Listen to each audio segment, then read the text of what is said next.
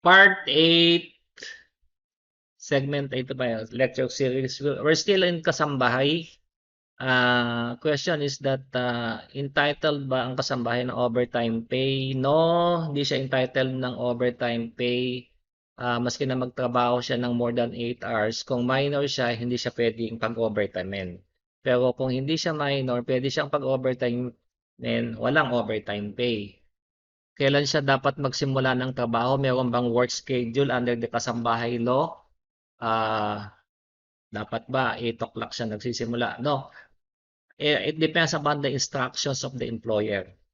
Kung ano sabihin, magsimula ka magtrabaho alas 5, alas 4, alas 3, it depends on the instructions of the employer. Ang ano lang doon, ang issue lang doon is kung straight na nagtatrabaho siya ng 16 hours. On the 16th hours, kailangan pagpahingahin siya ng 8 hours. So kung tutuusin, under the Kasambahay law, inaalaw na magtrabaho yung kasambahay up to 16 hours, and then on the 16th hours, kailangan siya ng mandatory 8 hours of rest. Meron ba siyang day off? Meron siyang day off every week, at least 24 consecutive hours of rest in a week. Yung tinatawag na weekly rest period. Meron naman siyang weekly rest period, weekly in a week. 24 hours yan. Ibig sabihin 24 hours consecutive from 8 a.m. to 8 a.m. o kung ano man. Can it be shortened? Pwede bang bawasan yan ng employer? Pwede naman for a compelling reason. Kaya lang, yung hours na pinagtrabaho niya na merong na rest day niya o day off niya, dapat meron yung bayad. The kasambahay and the employer may agree to shorten the rest day provided that the employer pays for the hours work during the shortened rest day. Sino ang nagde-determine ng day off? Sino ang nagde-determine ng day off? The employer and the kasambahay determines the schedule of the rest period except on religious grounds where the kasambahay prevails. So, mag-uusap sila kung ano yung rest day o day off ng kasambahay, pero kung religious ground, yung kasambahay ang masusunod. Ayun, kung hindi sila magkasundo, siguro alternate.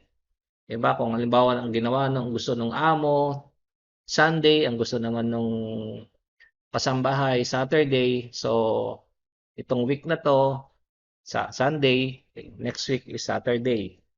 So, the employer and the kasambahay determines the day off or the scheduled rest day.